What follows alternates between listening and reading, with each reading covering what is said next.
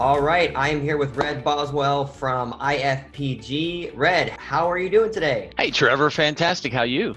Good, good. So, as for people that don't know, I actually met Red at the Franchise West Expo in Long Beach. And one of the topics I want to hit on during this is the aspect of marketing and what franchisors and businesses should be doing differently during this time, right? And the first thing that comes to mind is, can you tell us how you stand out at shows? What do you wear? Well, we redheads stand out regardless, but I love. I've done quite a bit of events, and I get a little stuffy. You're standing all day. I mean, I'm down with the suit. I can handle that, but man, wearing those dress shoes just gets old. And Yep. I grew up surfing and skating, and I'm still a teenager at heart. And so, buddy, we got the red Vans, and, and I'm wearing shorts. Yes, on a beautiful spring day.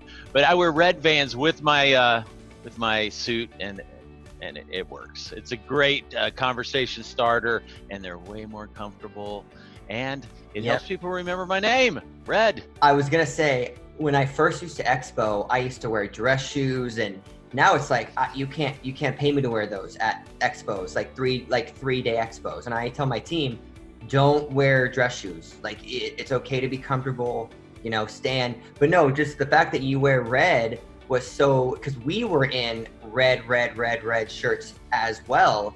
So we both stood out. So you in the red shoes, me and our team in the red shirts. And I feel like that's something that I want to kind of transition into during this whole COVID thing, right? Is what is a recommendation, right? Standing out, being different, even if a franchise or a business, their sales have kind of halted a bit. What do you recommend that they do during this time instead of just waiting for this to be over? Well, what a big topic. So you always want to be your authentic self. I've Amen. always worn Vans. I love red. I'll have a little red boutonniere sometimes. I got a red jacket, maybe a red vest. Just play on the red theme, have some fun with it. And if I may be honest, I love having fun. I love making people smile. It gives me a lot of fulfillment knowing I'm making somebody just a little happier. So, a business is an extension of the people in it. And so you want to be your authentic self, and a business should be its authentic self, right? So, expanding that even further, no one wants to be a jerk. And your question about marketing during a crisis, only a jerk markets like there ain't a crisis, Love that. And so we found ourselves at IFPG, we do a 1,000+ deals a year. I mean, we're responsible for changing lives in franchising, right? We're franchise consultants that find buyers for franchisors. So right at the beginning of it, we had pivoted here and there and made some changes, but what we had not changed was we continued to do our deal announcements, announcing new franchises. Hey, this deal was sold, this deal was closed. And we suddenly realized, oh my gosh, this could be really annoying. People are going through crisis, not everybody everywhere, but man, there's some people hurting big time. And here we are going, hey, we sold another deal. And so we said, stop. Yes, the deal was done. We ain't gonna tout it. I mean, we do it in a respectful way, but there's no way you can talk about, we just got another great deal that doesn't offend somebody. So be cognizant of folks hurting and approach your marketing that way. Show compassion, show empathy. You can still do a bunch of deals and still relate to the folks that are going through the crisis. Yeah, and I feel like everyone that's a salesperson or a marketer, that's so hard for us to kind of get that, right? It's like, just stop, pump the brakes. Now's not the time. And we kind of fell into the trap too. And we kind of stopped our 30% off, right? We just kind of stopped that. It was more of, how can we help you? For our partners that we currently work with, we are offering to stop payments. We're offering no travel fees. We're offering no change fees. Like, we are really trying to be a partner right now, because I really believe, and I get very passionate about this, the businesses that survive COVID can literally survive anything. Like anything. And anything. anything. There are two kind of mottos, I'm not sure the right word, that we've been using. One is no Zor left behind, no franchisor, no Zor left behind. And so that's the attitude we took. We're not out there trying to recruit new members. We are focusing on our members, focusing on their livelihoods. And so I created this, similar to what you're doing today, really, giving back. I created this, and with my founder, Don Daskowski, hashtag franchising stronger together. It really encompasses what we're doing here, giving back. And so every day I'm interviewing leaders in franchising, sometimes 2 and 3 times a day, about what are you doing? How have you been impacted? How did you pivot? How do you respond? How are you supporting your franchisees? What technology you're using? How your communications? All these things that hopefully the thousands of franchisors out there will hear and learn and grow and be able to save some jobs, save some livelihoods, and impact their communities just through this free effort of franchising stronger together. So it's giving back during times like this.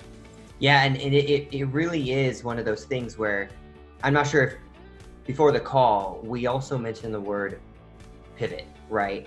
And it's so that word excites me because when I pivot, when you pivot, when a business pivots, it usually means something's making us pivot. Because if things are going well, why are you gonna pivot?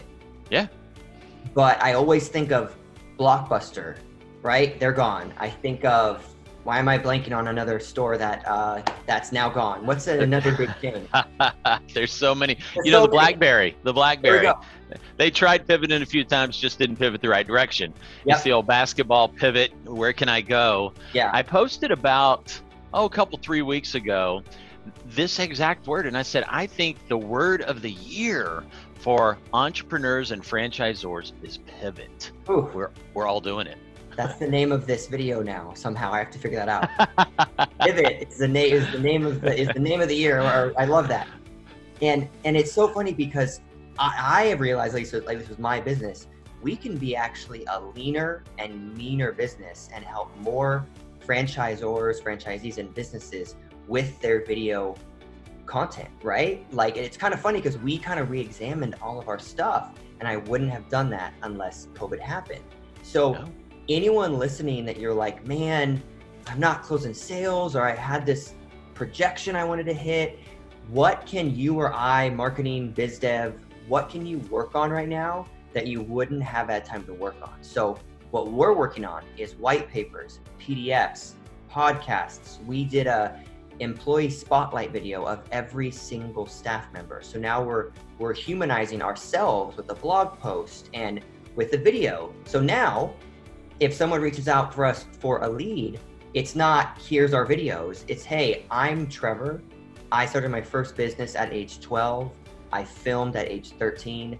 Here is my story. And it's a 60-second video of me as a kid holding a camera, to me now, to our team now. So like, even that, it's like, I think a lot of salespeople that are listening to this forget that if somebody doesn't like you, that sale will never go through. So it's like, you have to humanize yourself. And that's something that we actually recommend for businesses, franchisors that are kind of stuck right now. Like, what can you work on the marketing side, or redesign your website, or, do something right now to humanize your brand? Because once all this is over, like, this will be over soon, right? We don't know when. I just want to go out and eat at a restaurant. Do you remember what restaurants were, Red? Because I don't. I'm losing. Yes, right. I just want to go in and sit down at a Starbucks. I take for granted all the Starbucks times when I got antsy at my house and I just sat at that small circular annoying table that would wobble, right, at a Starbucks, and I take that for granted. First world problems, yeah. Right? And yeah, the word pivot, I think, is so interesting. Like, what services can your franchise start to offer that maybe you didn't think you had to? Maybe for restaurants, you realize, wow, do we need to start marketing our takeout more, right? For like, what would be some advice or that you've seen in like your space of a franchise having to pivot a little bit? Trevor, I could probably talk about this all day. I've been interviewing, as I said, every day, multiple times a day, rock stars in franchising. These are leaders of franchise organizations, and many times leaders of a dozen franchise organizations. And I've been asking them those same questions, and I'm getting, man, talk about a book in the making, you know, Franchise Pivot 2.0 or something. I mean, it's just so many. Yeah. So let me think on the fly here. I would say number one, listen.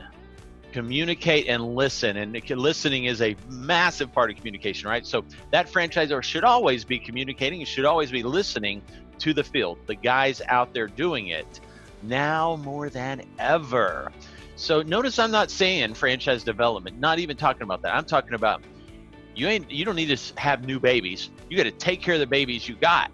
You know, we hear franchising is a marriage, a husband and a wife, but as respectfully as I can say it, franchising is in many ways like a parent-child relationship. No, not demeaning franchisees as children, but the franchisor is ultimately responsible for that brand. Franchisees not as much. And so that parent, it ain't time to make new babies, you know, it's time. I got to take care, I got to feed my babies, I got to help my babies survive, ultimately thrive.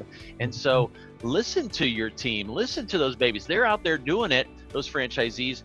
Get them to help you, because going back to the hashtag franchising stronger together, that is our industry. And there's never been a better time to be in franchising than right now. To be a mom and pop out on your own, adrift with no franchisor support and the love and respect and accountability that franchise organizations can bring to your sanity and your business, it's never been a better time to be in franchising. So get out there and help your people. Yes, marketing is important. Yes, you need to help your franchisees market, but don't look at FranDev first. Now, this is a FranDev guy. I live and love, and I bleed franchise development. IFPG is all about franchise development.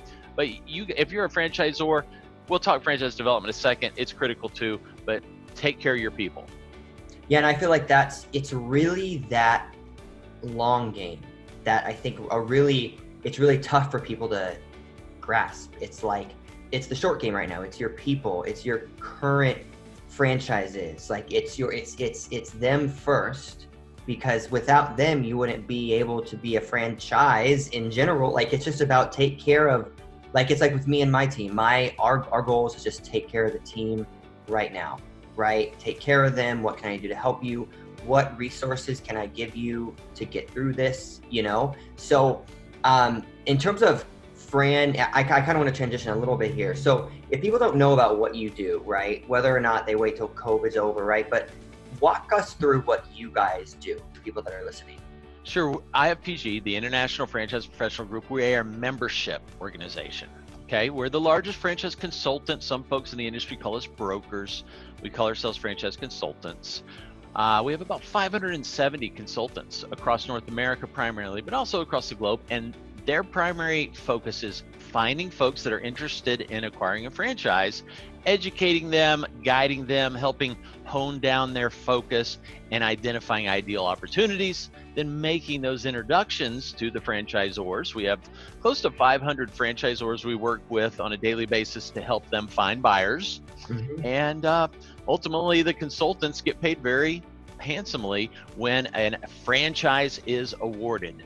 Now, we have three types of memberships. I won't go into too much detail. We got the franchisor I mentioned, we got the franchise consultant, but we also have franchise vendors or suppliers that work with consultants or franchisors. And so our overall mission is connecting franchise professionals, regardless of where they come from, connecting them so that we all kind of, the tide rises all ships. And raises all ships. I love that. Raises, something like that. One of my friends is learning English, and he's like, "You guys have the hardest language I have ever." I'm like, I could only imagine.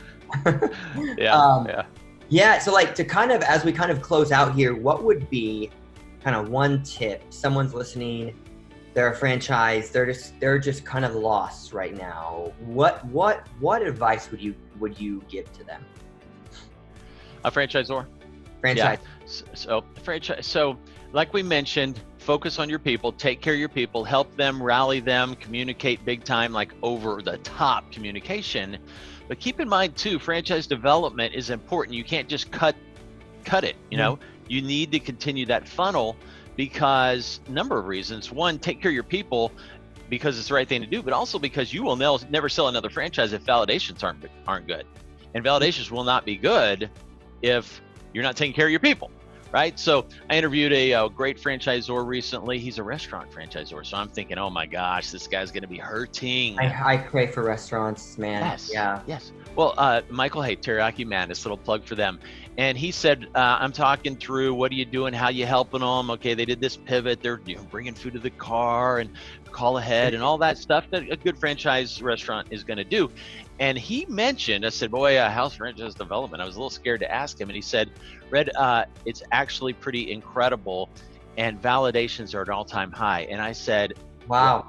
Say that again. How are validations at an all-time high when you are a restaurant going through this crisis? And he said, the franchisees, you know, one of my life slogans is they don't care how much you know till they know how much you care. And he said it in a similar way. He said the franchisees are seeing now more than ever that we care, man. We're wrapping our arms around them. We're communicating 100 times a day. We're getting this best practice and sharing it here, and everybody's doing this. And it is like a family like never before.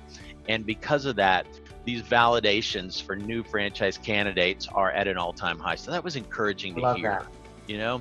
Yeah. I have franchisors speaking franchise development at getting more leads than ever, because now some sectors are just hot. You know, you got biohazard cleanup, or you're doing pretty good right now. Yeah. And other sectors, you know, delivery related services or home services, business services where you don't have to deal with people, roofing opportunities, things like that are doing pretty good. But I'm also seeing just a more traditional franchisors that you wouldn't think the franchise development leads would increase, and they actually are seeing increases. Why is that? Well, I've been hearing that we are at the highest unemployment since the Great Depression. Well, when unemployment goes high, you know, when employment's bad, when employment's good, it hurts franchising. 2/3 of franchising opportunities are considered job replacement.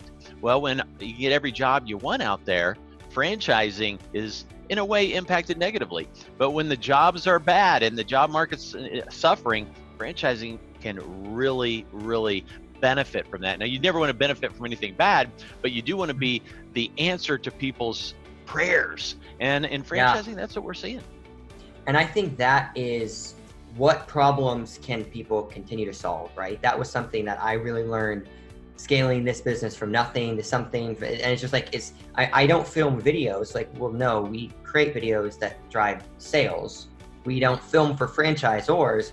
We create videos that help franchisors sell more franchisees and help friend dev, right? So it's all about solving that problem, right? So I really think COVID will eventually be over, right? I just want to go to the beach again and go to a restaurant, and I can't wait till we see everybody at the next franchise show. I mean, I bet that's going to be the biggest event of the year, or no one's going to come. It's going to be this, right? Well, so far so good with our event. We've got a huge event, 400 plus franchise professionals in early October in Florida.